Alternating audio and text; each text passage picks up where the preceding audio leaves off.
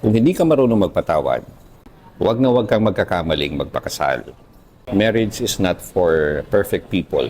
Ang kasal is a union of two imperfect people who are willing to love each other beyond their weaknesses. Dalawang tao na pinili nila magkasama sa journey nila sa buhay. Napahihilumi nila ang lahat ng sugat gamit ang gamot na love and forgiveness.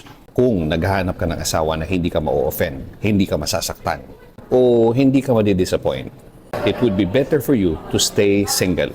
Kasi kahit gaano kabait, kadisiplina ang asawa mo o magiging asawa mo, ayaw mo man, aapakan ka niya. Makakarinig ka ng masasakit na salita. Masasaktan ka niya. Kung sakaling nag-decide ka ng mag-asawa, what will keep the marriage strong? It's the ability to forgive again and again and again, over and over again. Hindi anghel ang asawa mo, kundi isang tao.